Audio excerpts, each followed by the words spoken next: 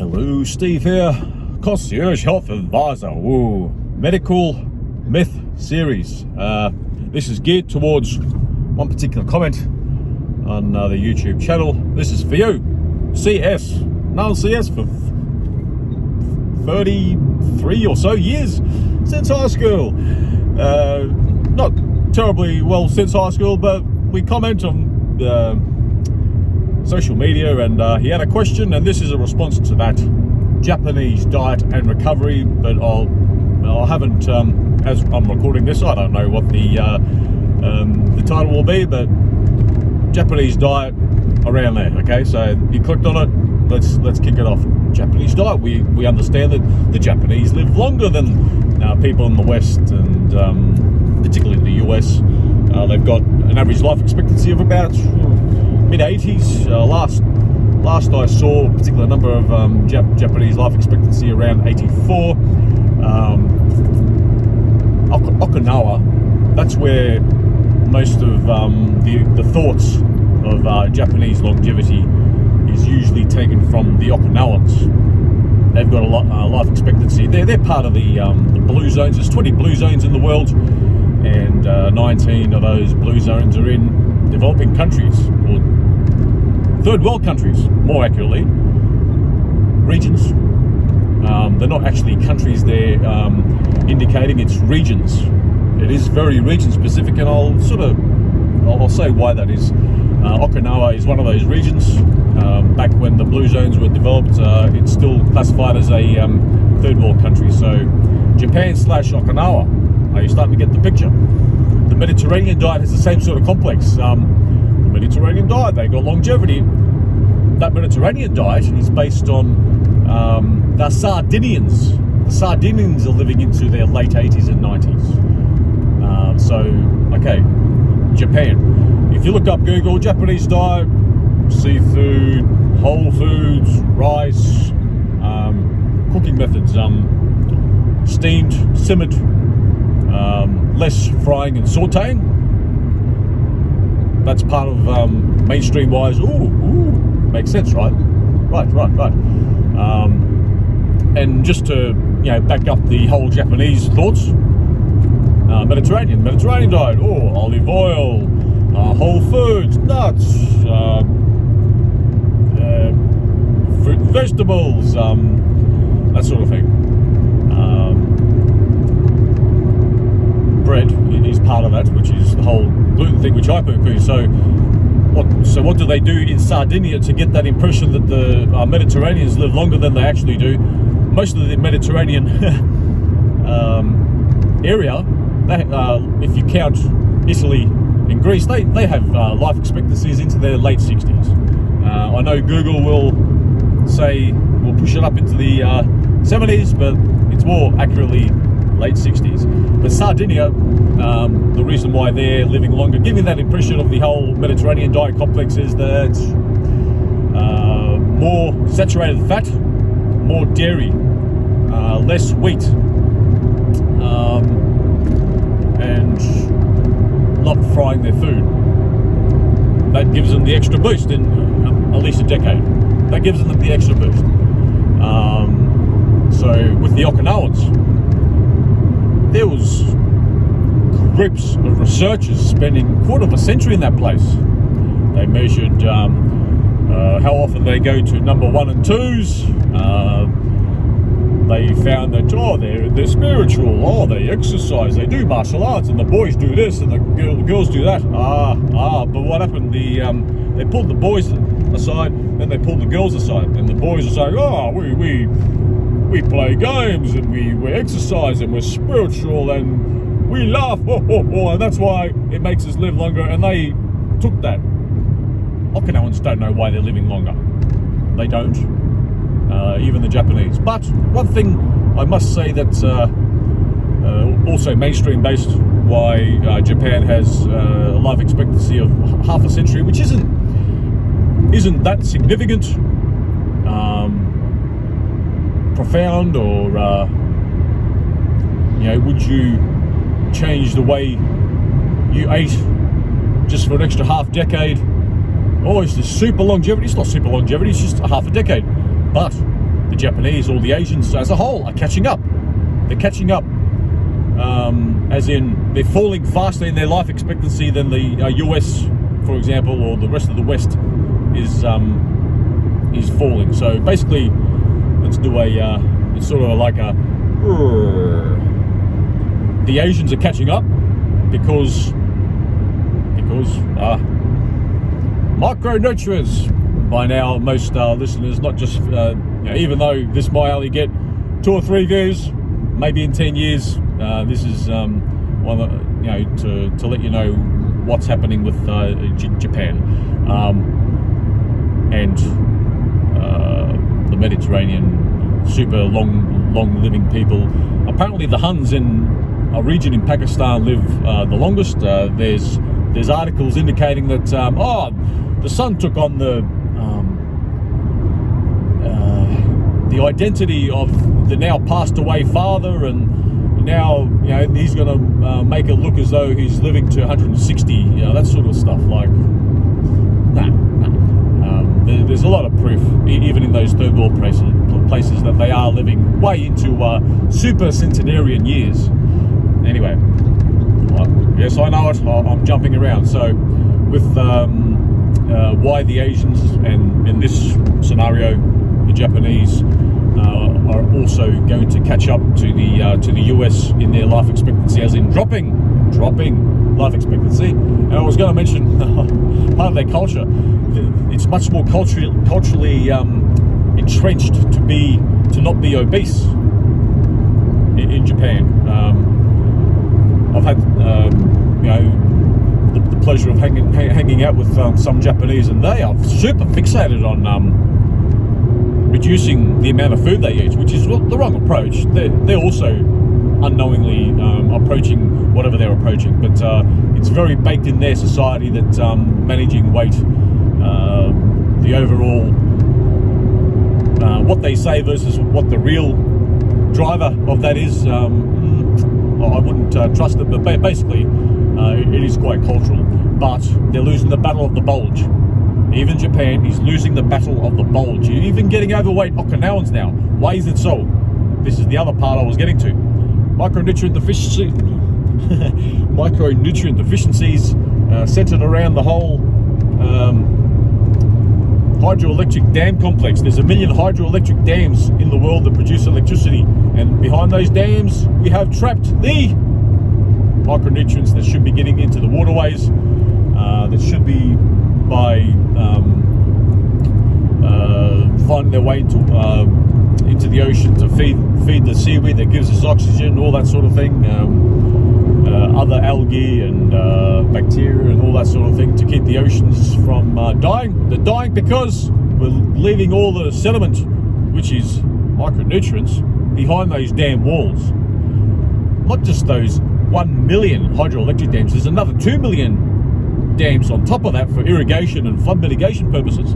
So in total, there's those 3 million dams in the world pretty much mitigating flood, which is preventing vital micronutrients that used to get to our farming soils, that if the minerals aren't in the soils, they don't get in our food. So if you're eating that carrot, even in the same field that gets different nutrients, it's going to vary the type of nutrients, the amounts of nutrients and the ratio of nutrients in that carrot in the same field, never mind the same region or the same state or the same country. And how about that same carrot in Minnesota and the same carrot in Guangdong province in China? Totally different. One carrot might have 9 nutrients and the other carrot might have 16 nutrients. But we need 60 minerals out of that total. I said micronutrients, nutrients, but it's minerals that I'm getting at. So it's not, if it's not in the soil, it's not in the food, and it doesn't end up in us. So if you look up how much phosphorus in this and that on Google, well, phosphorus isn't a good example to note, because NPK, nitrogen, phosphorus and potassium, it's only those 3 minerals that are found in our modern day for fertilizers, and that's the only thing that we're guaranteed of getting in the soil. So if you added even calcium, granddaddy of the minerals. 85% of all the minerals by weight is calcium requirement. Anyway, you've got a whole organ gland, parathyroid sort of gland to manage calcium. So that's how important calcium is. Anyway, other minerals, even arsenic, an essential mineral. Aluminium, an essential mineral. Not in there, but down there, right? So if it's not in the soil, it's not in our food, it's not in us. So so the moral of that insight is that Okinawans and Sardinians, they were later to the table to build their dams.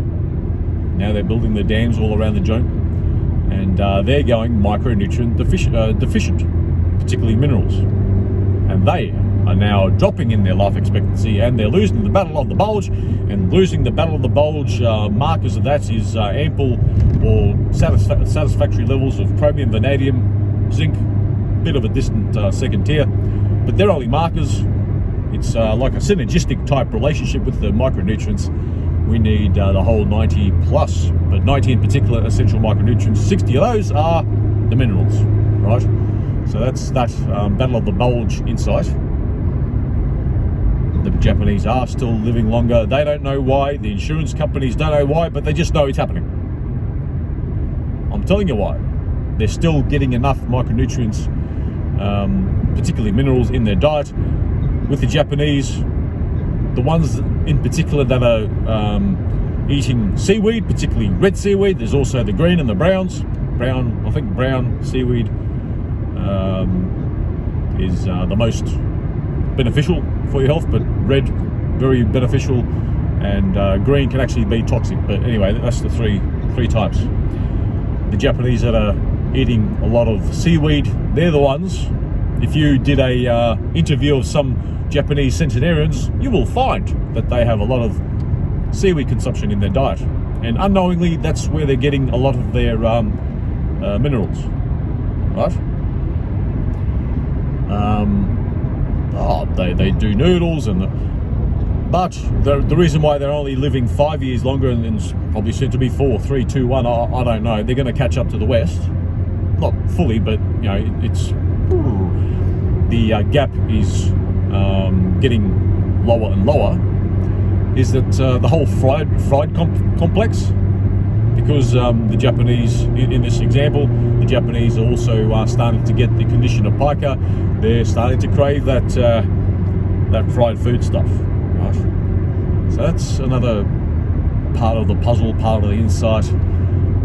They're processing their meats, which means that they're getting a lot of nitrates and nitrites in their diet, and also quite a bit of sugar is leaking into their dietary exposure, because their diets are catching up, even the type of diet with the West, because the whole global food supply chain is now very interlinked, the most interlinked ever in history. But there's signs that that's the global food supply chain is going to loosen, and it's going to become more local. So the possible propensity for Asian countries, in particular Okinawa and Japan, because Okinawa is part of Japan, right? They could increase the life expectancy again if they localize their food supply chain complex and not put up any more dams. Basically, if you put up more dams, well, you're going to keep up catching up to the West, even though there are indications that the food supply chain is going to become more local in future due to geopolitical issues, and the whole just-in-time inventory complex is changing to just in case. Don't quote me on that, but it's one of the methods of food logistics and that sort of thing. So that's Japan in a nutshell. And also there was a comment to recovery. How do you boost recovery? Well, recovery, there's a recovery from athletic activity, I'm presuming. So recovery is intensity, novel activity levels in that. I'm spitting now. In that intensity level, how soon, how recent have you stepped it up in different type of athletic activity, or the length, or the duration, length, intensity, weight-wise, resistance-wise, and the like. So there's a few things there, like if you've boosted up, or even just started to get into athletic performance, or a boost in training, or even a start in training. That recovery process, bloody hell, I sound like an American now, only for 2.2 seconds. Micronutrients as well, there's my bias. If you've been doing a particular activity without too many changes to the intensity, length,